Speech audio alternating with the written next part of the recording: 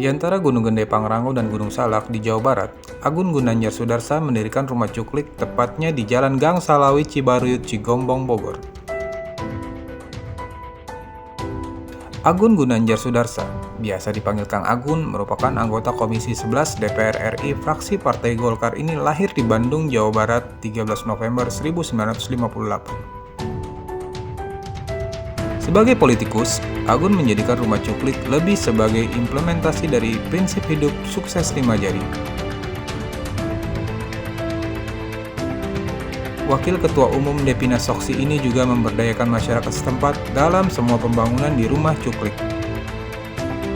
Lebih lanjut, ia pun mengatakan rumah cuklik ini dijadikan sebagai pusat pendidikan politik kader bangsa.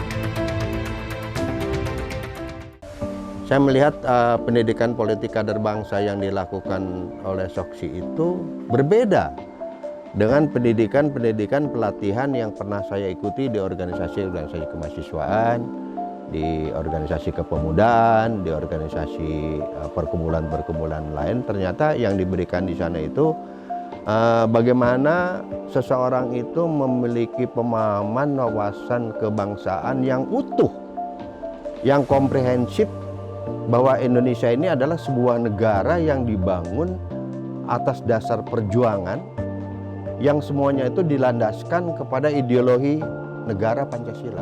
Jadi penguatan tentang ideologi Pancasila itu luar biasa di Soksi ternyata.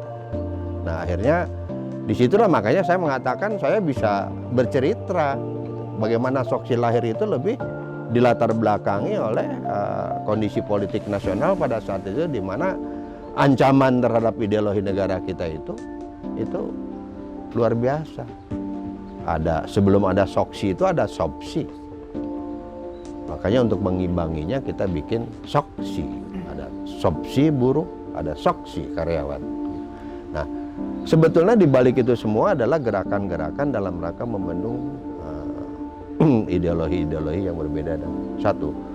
Yang kedua, bagaimana almarhum Bapak Soehardiman dalam setiap ceramahnya itu, dalam setiap berbicaranya itu, saya kadang-kadang dibikin kagum gitu ya ketika menyaksikan sendiri secara faktual ternyata benar adanya. Beliau selalu memberikan pemahaman, wawasan kepada kader-kadernya tentang Indonesia masa depan. Dream gitu. Jadi beliau itu sudah mampu memprediksi ke depan gambaran-gambaran apa, fenomena-fenomena apa yang akan terjadi ke depan. Beliau sudah bisa gambarkan jelasan pada kita. Sehingga di samping kita diajari pemahaman sebagai seorang kader bangsa itu tentang negara bangsanya dengan ideologi Pancasilanya, ya, sebagai sebuah bangsa yang beragam, berbeda, bahwa kita harus menjaga, mempertahankan ideologi, karena dari perbedaan itu potensi disintegrasi bangsa besar. Belum lagi kepentingan-kepentingan politik, ideologi-ideologi lain pasti akan merambah ke berbagai negara. Kita akan masuk pada sebuah arena yang kita juga harus punya kecerdasan, kemampuan untuk mengantisipasi. Itu Pak Soehardiman sudah utarakan itu. Ke depan akan semacam kayak globalisasi hari ini kita ramaikan, teknologi informasi. Beliau sudah bayangkan dari sejak awal, saya sudah dapatkan pikiran-pikiran itu.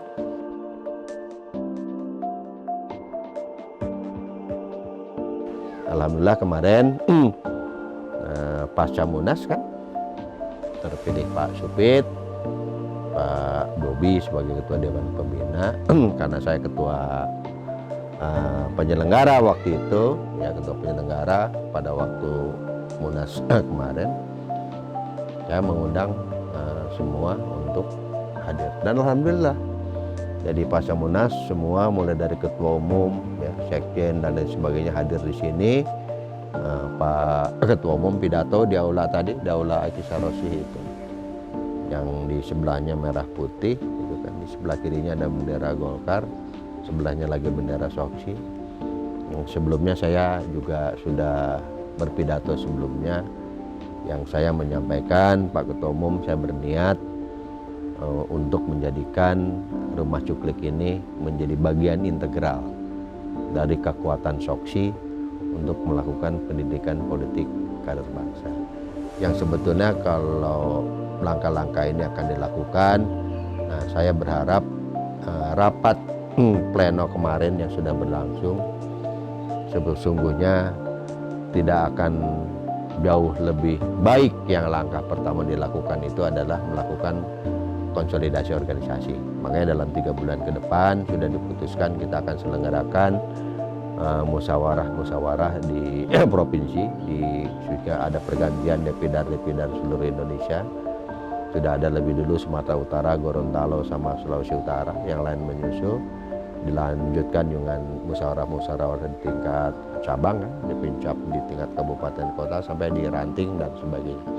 Nah, kalau itu sudah terjadi, mungkin insya Allah sebagai Wakil Ketua Umum Soksi yang membidangi kaderisasi, saya akan fokuskan, konsentrasikan Rumah Cuplik ini menjadi bagian dari pusat pendidikan politik kader bangsa Soksi di masa yang akan datang.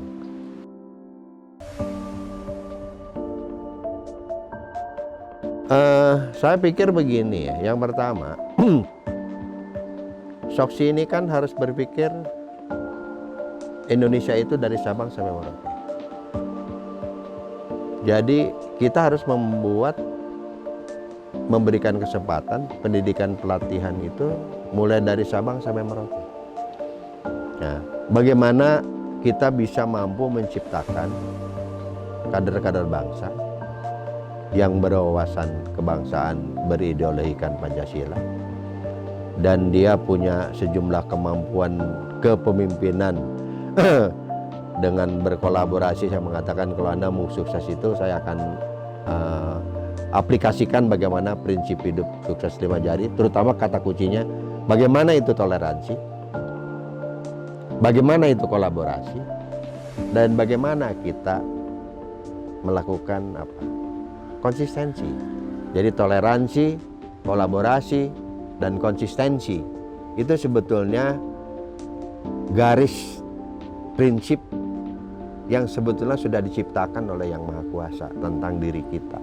Nah, substansinya adalah substansi wawasan kebangsaan yang selama ini diberikan oleh P2KB, baik di bidang politik, ekonomi, budaya, pertahanan keamanan, agama, sosial, dan sebagainya. Itu kan kita berikan. Bagaimana ke depan? Nah, bagaimana termasuk teknik-teknik yang bisa mencapai dan meraihnya sebagai seorang kader ketika menghadapi sebuah persoalan berat seperti ini. Bagaimana mengantisipasinya? Itu dalam bentuk seperti dinamika kelompok. Makanya metode-metode P2KB yang akan datang pun dalam benak saya secara metodologis, didaktik metodiknya itu harus kita evaluasi kembali. Tidak bisa pendidikan pelatihan yang persis sama dengan masa-masa yang lalu. Harus ada reformulasi, harus ada reaktualisasi yang sesuai dengan tuntutan kebutuhan kekinian. Saya kan bangun Indonesia, pemuda di depan. Saya bicara tentang toleransi, kolaborasi, dan konsistensi. Saya ingin, nah sekarang itu saatnya harusnya memberikan legacy gitu. Memberikan legacy itu bukan berarti kita mundur. Tidak, tapi value-nya itu yang harus dibangun. Nah, ini generasi yang umur hari ini, umur 20 sampai 30. 30 sampai 40. Adakah kader-kader bangsa, kader-kader politik, kader-kader ekonomi, termasuk mungkin para ulama, yang memang secara prinsipil dia sudah punya komitmen yang kuat, jati diri yang kuat, optimisme yang kuat, membangun Indonesia ke depan yang lebih baik, lebih sejahtera, lebih aman. Yang terjadi hari ini kan cebong kampret. Jadi yang ada hari ini itu kemarahan, yang ada kebencian, yang ada kedendaman, yang ada syirik dan iri. Kalau mau jujur, hari ini yang terjadi di kalangan anak muda itu.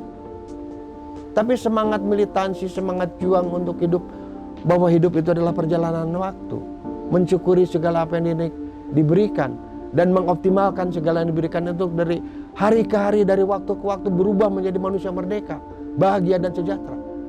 Punyakah konsep itu di kalangan anak muda? Blank. Saya mengatakan hari ini lebih banyak mengandalkan ikut si A, ikut si B, jadi caleg dong saya. tempatkan dong saya di bidang ini, ditempatin. Itu terjadi. Apa kita akan menjamin lebih bahagia? Bahagia itu tidak ada jaminan jadi anggota DPR lebih bahagia, jadi menteri lebih bahagia. Nggak ada jaminan. Jadi presiden sekalipun menjamin lebih, tidak. Bahagia itu ketika dia merdeka. Dia tidak didikte dan dia tidak mendikte. Tapi bukan seenak-enaknya. Merdeka itu mempersyaratkan dua hal menurut saya apa? Mematuhi, mentaati aturan. Kalau aturan demokrasi ya Anda taati, ikuti. Yang kedua apa? Etika. Patut, tidak patut, pantas, tidak pantas.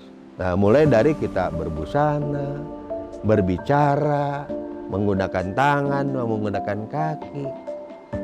Ada normanya dan ada etikanya. Telak pinggang pada siapa? Nunjuk pada siapa? Nah, itulah yang saya mengatakan, ini yang harus diberikan pemahaman-pemahaman ini kepada generasi XYZ yang hari ini pemerintah pun tidak banyak lakukan itu. Sehingga tidak terjadi link and match antara ilmu pengetahuannya dengan etikanya. Tidak terjadi berkorelasi sinergi antara ilmu yang satu dengan ilmu yang lain. Egois masing-masing. Nah, sehingga menurut saya ke depan yang harus sering diajarkan itu 3 kata. Yuk kita bangun toleransi. Yuk kita bangun kolaborasi. Yuk kita konsisten. Soksi 5 tahun ke depan menjalankan misi sucinya sebagaimana almarhum pendiri Bapak Suhardiman. Saya kok meyakini seleksi alam itu akan tidak bisa dihindari. Jangan dikira era 4.0, 5.0 ke depan itu hari ini kita masih dalam dinamika yang banyak anomali, ya kan? Karena secara sosiologis dalam teori pun dijelaskan bahwa manusia itu enggan untuk berubah. Untuk berubah itu selalu melakukan jalan-jalan pintas, makanya tidak bisa dihindari anomali itu terjadi. Nah, sekarang terjadi anomali itu. Orang jadi karena pakai uang, orang jadi karena kekuasaan, orang jadi karena keturunan, itu anomali. Apakah itu akan terus berlangsung? Tidak. Akan segera selesai. Akan segera selesai. Percaya. Kenapa? Karena hidup itu perjalanan waktu. Orang dengan segala pengalamannya akan melakukan koreksi dan perbaikan tanpa harus disuruh. Kenapa? Hukum alam akan jalan. Akan berhenti dengan sendirinya. Sekarang sudah mulai trennya. Udah banyak orang yang pakai uang nggak kepilih. Sudah mulai. Nah, jadi itulah kalau kita kembali lagi pada jati diri kita, sadar pada posisi, nanti akan terlewati. Nah, inilah peluang buat Soksi mempersiapkan generasi XYZ ke depan untuk memahami tentang itu. Sehingga nanti mereka yang akan terseleksi dengan sendirinya. Nah, sehingga dengan demikian saya mengatakan, Soksi ini adalah organisasi pendiri Partai Golkar.